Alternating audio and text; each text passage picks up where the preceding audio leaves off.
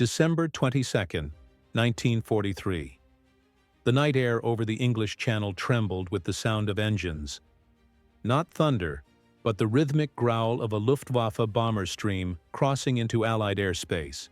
Below, the British coastline slept under blackout, its fields veiled in frost and fog. Yet inside a small, dimly lit hut near Dover, the war was glowing, not in fire, but in light. A circle of green flickered across a radar screen. The pulse swept clockwise, silent, patient, each rotation like the beat of a mechanical heart. To the American technicians of the 8th Air Force, this was no mere experiment anymore. It was sight itself, carved from the unseen. Far above, German pilots scanned the darkness, certain they held the night. Their instruments read clear skies, their confidence unbroken. They didn't know that every mile they flew now traced itself upon American glass. Their shapes caught, measured, and already doomed. Invisible waves reached out into the void, the first strokes of a ghost net being drawn tight. When radar was first whispered into existence, it was not born as a weapon, but as a question. Could man measure the unseen? Could he make the air itself reveal its secrets? In the years before America entered the war, that question had already drawn the sharpest minds to secret laboratories across the Atlantic. In 1935, Britain's Chain Home network proved that radio waves could detect aircraft long before human eyes could see them. By 1940, while the Luftwaffe darkened the skies over London, another race began. One fought not with bullets, but with electrons. The United States joined that silent contest through an unlikely alliance of science and industry. At the Massachusetts Institute of Technology, a small division, the Radiation Laboratory, was born under military secrecy. Within months, physicists and engineers worked night and day, converting fragile British blueprints into rugged American machines. Vacuum tubes glowed beside drafting tables. The first American sets, SCR-270 and SCR-584, were crude yet alive, green pulses that could see farther than any searchlight. But radar alone meant little without scale, and scale was what America did best. By 1942, hundreds of radar stations began rising along coasts, deserts, and distant islands, each linked through cables, maps, and human voices into something vast and living. The U.S. Army called it the information screen. Airmen began calling it something else, the ghost net. It was a net that would soon stretch from Greenland to Gibraltar, from the jungles of Burma to the calm of Pearl Harbor, woven by engineers, powered by factories, and tended by unseen operators who turned silence into warning. And it was this invisible network that would soon entangle the proudest airmen of Germany. By mid-1943, the air war over Europe had entered a new bitter phase. The Luftwaffe still ruled the night, its Ju-88s and He-111s cutting black corridors through British defenses. Their navigators trusted radio beacons and the silence of the dark. For years, they had mocked the idea that machines could replace instinct. But as the Americans arrived in Britain, bringing their own technology and urgency, that confidence began to crumble. The U.S. 8th Air Force did not fight only with bombers and bullets. It fought with mathematics, frequencies, and logic. At sprawling bases across southern England, radar dishes turned restlessly, their narrow beams combing the sky like searchlights of the invisible. Every pulse returned not light, but data, distance, speed, altitude. An entire raid mapped before the first siren sounded. Through a system known as ground-controlled interception, American and British operators guided night fighters by radio, their voices calm and detached, even as enemy bombers drew closer. What had once been guesswork became precision. The radar stations along the coast began to speak to one another, forming a chain of watchful eyes. German crews noticed first the timing, how searchlights now found them too soon, how fighters appeared from nowhere. They blamed spies, luck, even weather patterns. Few could imagine that invisible waves, emitted by antennas they had never seen, were painting their every move. The ghost net was not a myth. It was an empire of signals, built by the industrial strength of America and refined by scientific brilliance. And as its reach grew, something remarkable happened. Night itself began to lose its power. The Germans entered the darkness believing it was their ally. They would leave it realizing it had already turned against them. The technological angle. Every revolution begins in silence. And America's radar revolution began with a whisper of electrons through vacuum glass. The SCR-270, first fielded in 1941, had already warned of Japanese aircraft before Pearl Harbor, though its message went unheeded.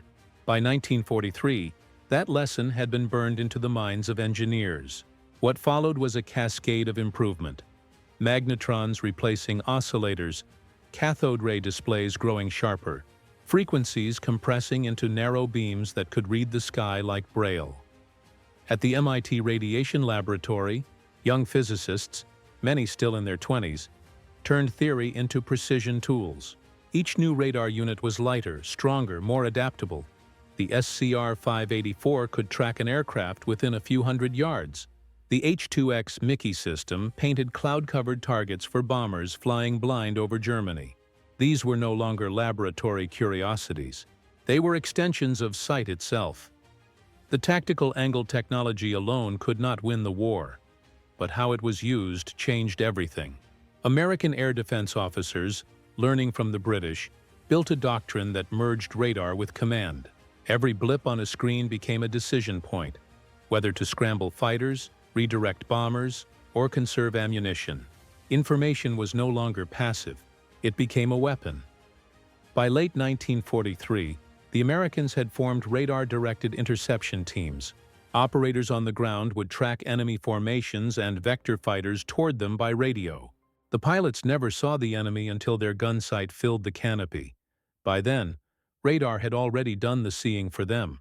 In the Pacific, destroyers equipped with radar-directed night attacks with mathematical precision, firing into blackness, yet striking true. The human angle. Behind every pulse and frequency sat a person. Often a young man or woman trained to interpret a trembling line of light. They worked in windowless rooms, their skin pale under fluorescent glow, their ears tuned to static and faint hums. Many never saw combat, yet their vigilance decided its outcome. In the stillness of those bunkers, they measured time not in hours, but in sweeps of the beam. To them, each green flash meant life or death somewhere overhead. They called themselves scope watchers, though most knew they were something deeper. Unseen guardians of air and sea. The Germans would never know their names, only the consequences of their precision. The enemy angle. To the Luftwaffe, the change felt supernatural. Crews flying over the channel reported Allied fighters appearing from nowhere, striking in perfect coordination, and then vanishing back into the dark. German engineers responded with frantic innovation. Liechtenstein airborne radar, Naxos detectors to track Allied emissions, and new jammers meant to blind enemy sets. But each device came too late. American frequency hopping and microwave systems rendered most German counters useless. Every attempt to see the unseen only deepened their blindness. The Luftwaffe's night-fighting edge, once its pride, now dissolved under waves they could not command. The leadership angle. General Henry Hap Arnold, head of the U.S. Army Air Forces, understood before most that the new battlefield was not terrain, but information. He once called radar our second set of eyes, the ones that never sleep. Under his direction, radar became doctrine. By D-Day, American and British operators formed a unified electronic defense grid that anticipated every movement of the enemy before it happened. The moral angle. Invisible war changed more than tactics. It changed faith. Soldiers once trusted courage and eyesight. Now they trusted pulses and echoes. Yet within that glow, many sensed something profound. That democracy's strength lay not only in weapons, but in minds unafraid of discovery. August 17, 1943. The night after the second Schweinfurt raid. The sky above the Bay of Biscay shimmered with exhaust trails invisible to the human eye. Dozens of Luftwaffe night fighters scrambled from western France, raced toward returning American bombers that had bled across Germany all day. The Germans expected easy prey. The exhausted B-17s and B-24s limped home with shredded wings and empty gun barrels. But that night, something unseen awaited them. Allied radar stations in Cornwall and Wales, manned by both RAF and U.S. Signal Corps units, began to trace faint echoes moving west. Operators identified altitude and bearing, then relayed vectors to Mosquito night fighters cruising just beneath the bomber stream. The intercepts were flawless. Each German radar contact was shadowed before it could reach its target. The Mosquito pilots never used their eyes until the final moment. Radar guided them within firing distance. Then the darkness erupted with cannon flashes. To the Luftwaffe, it felt like ambush from ghosts. Minutes turned to chaos. German pilots reported voices on the radio, phantoms in the air calling bearings that matched their own.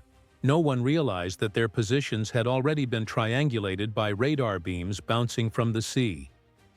By dawn, 15 German fighters had vanished, shot down or lost to fuel exhaustion. None of their crews ever saw what hit them.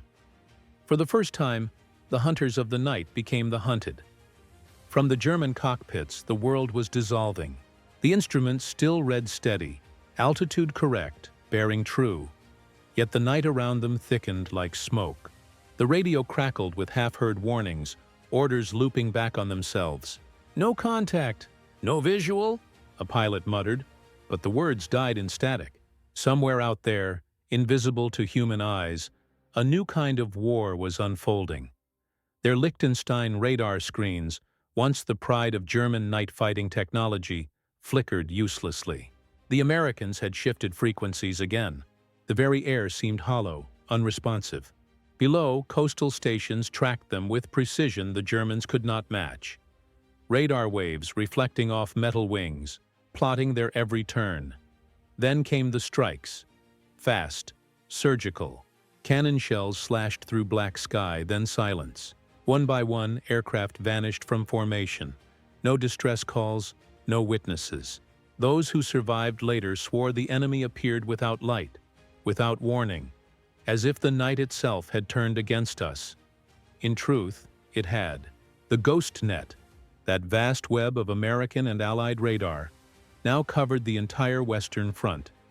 Each pulse that left a coastal antenna painted the battlefield in real time. Each echo returned not as mystery, but as knowledge. What the Germans had believed was mastery of darkness had become their greatest illusion. And as dawn broke over the Bay of Biscay, the sea was calm again, reflecting only the faint hum of the unseen machines that had changed the nature of war forever. By late 1944, the balance of the air war had irrevocably changed. Radar supremacy gave the Allies not only warning but control, a vision of battle denied to their enemies. Luftwaffe commanders, once proud of their precision, now fought blind against a foe that could see across continents. Every bomber stream that crossed into Europe was guided by radar navigation. Every fighter sweep was coordinated through unseen grids of communication. Losses once measured in hundreds began to fall. Convoys that had been tormented by U-boats now sailed under radar watch, their escorts guided through fog and storm. The same technology that trapped German bombers over the Channel now shielded American fleets across the Pacific. The ghost net had grown vast, so vast that it no longer belonged to one battlefield. It had become a new form of geography, invisible, electronic, and absolute. And for the first time, air supremacy was not about altitude or speed. It was about awareness. When the guns finally fell silent in 1945, the hum of radar did not. It simply changed purpose. The same rotating antennas that once tracked enemy bombers began sweeping the skies for storms. The same magnetrons that had pierced the fog of war became the heart of peacetime navigation, weather forecasting, and even the microwave oven humming in American kitchens. What began as a tool of survival evolved into a language of civilization. Airlines mapped safe routes across oceans. Coast guards traced lost ships. Meteorologists saw hurricanes forming days before landfall. And scientists, many of whom had stood watch in those dim wartime rooms, realized they had given humanity something entirely new, the power to see the unseen without fear. To the Germans who once called it black magic, it remained a reminder of how imagination, not ideology, defined victory. To the Americans, it became proof that freedom's greatest strength lay not in force, but in curiosity, in a culture where knowledge itself was a weapon. The ghost net that had once ensnared the Luftwaffe now stretched across every peaceful horizon, pulsing still, a quiet inheritance from a war fought in darkness, where vision had become light. Long after the last bombs fell, the green pulse continued, sweeping endlessly across a dark screen. To those who had once stared into its glow, that pulse was more than technology. It was memory. It was vigilance. It was the quiet reminder that even in the deepest night, something watched, measured, and endured. In the cold rooms where the war of waves was fought, America had learned a profound lesson. That power need not always roar. Sometimes it hums softly. In circuits, in calculations, in the patience of people who choose to understand rather than destroy. Radar had revealed a truth about democracy that no speech could capture. It showed that a free society, open to invention and guided by shared purpose, could outthink even the most disciplined enemy. The Axis powers had placed faith in hierarchy and certainty. The Americans placed theirs in minds that questioned, doubted, and explored. And from that uncertainty came clarity. From invisible frequencies came dominance. The German pilots who once trusted darkness came to fear silence itself. The very quiet they had owned now belonged to another force, one built not on ideology, but on intellect. In time, the radar pulse became a symbol of something far greater than war. It became a measure of vigilance in peace, a heartbeat of a world determined never to be blind again. Every sweep of the line echoed the same truth. That knowledge, freely pursued, guards freedom more surely than any fortress. And so the ghost net remained, not as a trap, but as a promise that in every generation there would be those who keep watch in the unseen, who listen for danger before it finds its voice. The war of radar ended decades ago, but somewhere, above oceans and mountains, that same pulse still circles, patient, endless, eternal, whispering across the night sky that light, once found, never truly dies.